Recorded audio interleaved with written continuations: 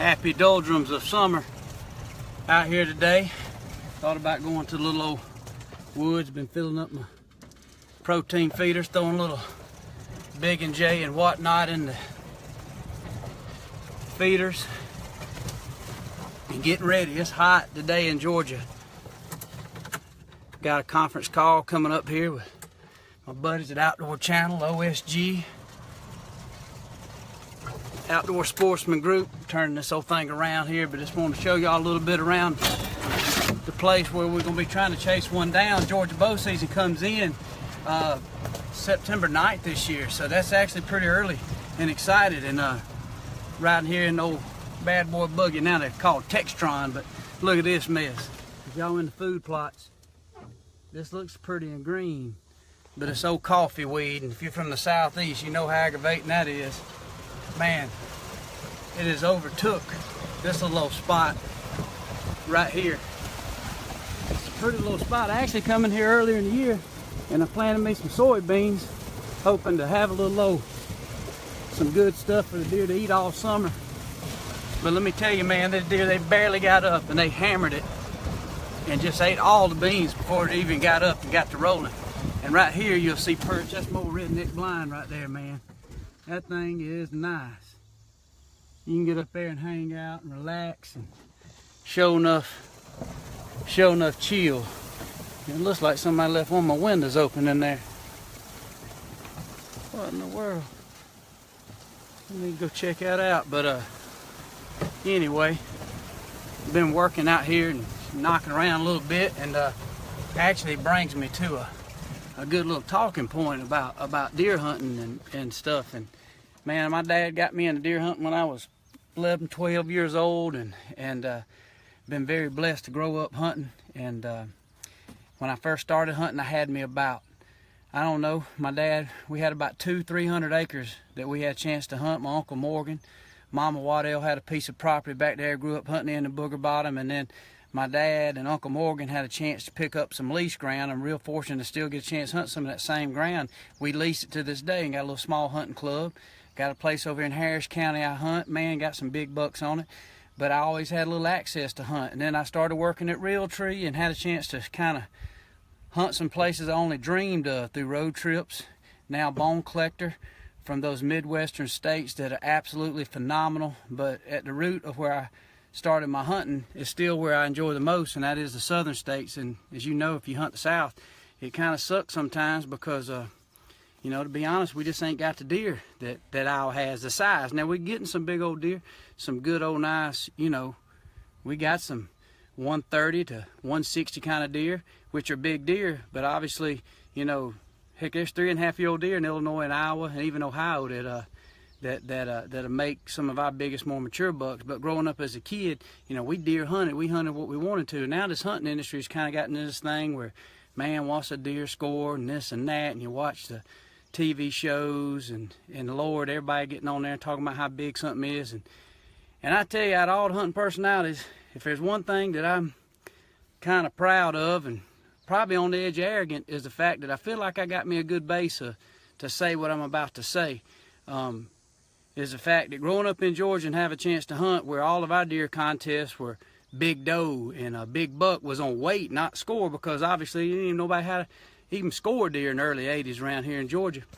And so when it gets down to it, it's this simple. And if you actually track my career of having a chance to watch Realtree road trips, Realtree Outdoors, now Bone Collector, man, I'm blessed to get a chance to hunt some of these spots that actually either an outfitter lets you come hunt, or I got good buddies across the country that'll let me hunt some of their places. And then I've been fortunate to buy a farm. I own a farm out there in Kansas. I've had a chance to hunt some phenomenal places in Iowa, but they weren't all my spots. But when I had access to those spots, you get a chance to see really high-end potential deer, and you get a chance to kill those deer. So my personal opinion, and this is probably going to make some folks mad, I don't think killing big deer are that hard if you got the good spots. I got buddies all across the southeast, northeast too. If they had the spots to hunt that I've had a chance to hunt, maybe some of these personalities to hunt these farms, they would kill those same deer if they had the financial opportunity. I was blessed to have a chance to buy a place in Kansas some years ago. I've recently sold it. But guess what? I had it for 3 years and I killed the biggest buck I ever shot in my life. I owned that ground. I was able to control it. I was able to manage it the way I wanted to. Free range. I shot 192 3-inch deer.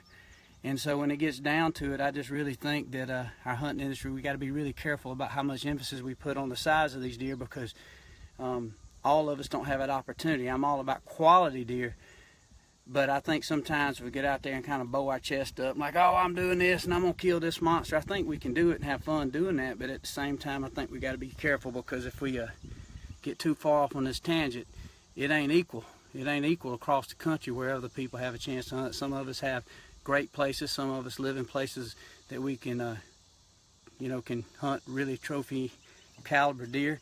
But in my opinion, look here, this food plot behind me, man, if I hope a big old mature 110, 20-inch deer comes rolling out in here with my bow rifle, one of my kids, my wife, a friend, we're going to torch him down, and to me, he'll be as big and just as big a trophy as a 200-inch deer in Saskatchewan.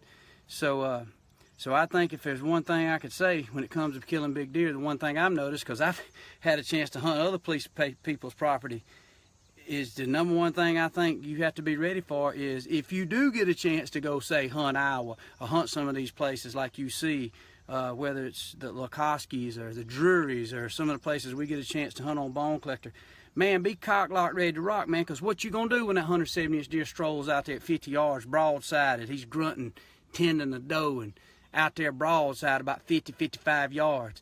Let me tell you something, you got to hunt like you're on freaking death row, like you're starving, man. You got to put that starvation bead, as my old buddy Chris Ashley says, and smoke him down and kill him. I think that's what separates a lot of the killers from the lookers and the growers and the biologists, is what can you do when you get in that situation. And so I think that part of it is more tough than sometimes the biological standpoint of figuring out all the strategy of where to hunt and kill these big deer. Simple.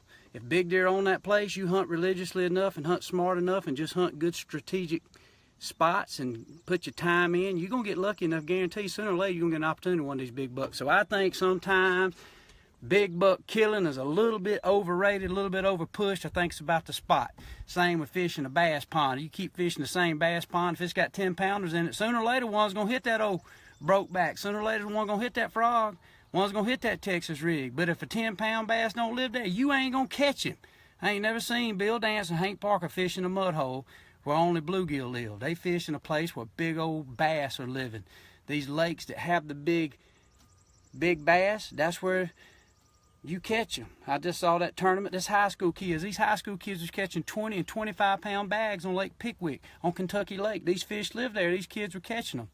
You go down to some of these other lakes down here and up north, you might catch a 12-pound bag to win the tournament. So I think everything goes hand in hand. We got to be careful that we don't realize the true culture, because I think it's easier to kill a big buck than sometimes it is to truly pass what hunting really means to all of us that are rooted, that understand the value of it, the fun of it, whether a big old doe comes out here or whether a big old nice buck comes out here, whether I shoot it, whether my wife, whether a friend of mine. I think it just really gets down to the love and the joy of it. And I'm feeding a little protein, and I got Big and Jay out, and I got some blocks, man. I got me some salt stations and minerals. And do I want to kill a big deer? Yeah, but man, I just enjoy it. It's just fun to take a little time and kind of come out here and chill out and sweat a little bit even in this sun. So when it gets down to it, man, I just hope everybody realizes that hunting is about the roots. It's about nostalgia. It's about the joy of spending time with your family and friends. If you can top it off with a big old buck, I think that makes it even sweeter. But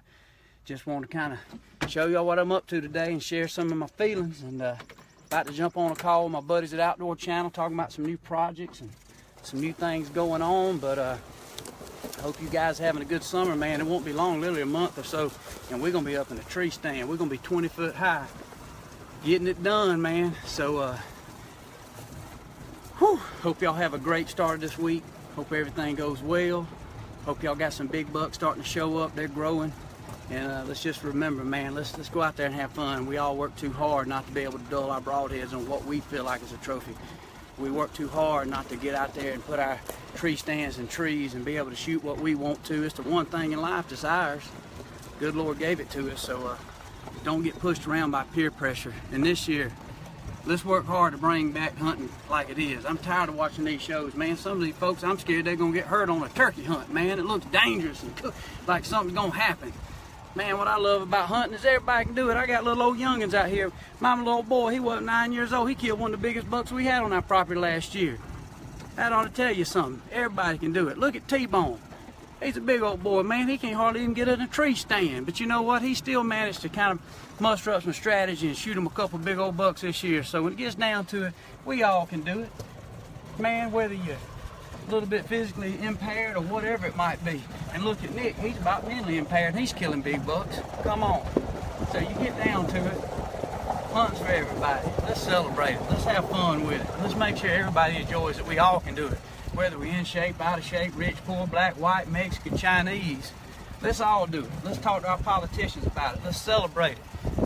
Whether you're killing big bucks or scrub bucks or does and putting table meat, something to put in the skillet, we all got that right. Whether you run some dogs, whether you steel hunt, whether you rabbit hunt, squirrel hunt, we got to join together, man. I'm just excited, man. Everybody that hunts to me that decides to go out and hunt, partaking in the good Lord's renewable resource, they're brothers of mine and sisters of mine, and I love it. And speaking of that, don't forget, some of these ladies out here are shooting just as good as any man. They're getting it done. Now, some ladies that get to where they take it too far, my God, I think they're going to whoop somebody and get in UFC and double elbow drop and shoot their bow and swim across a creek in the icy water.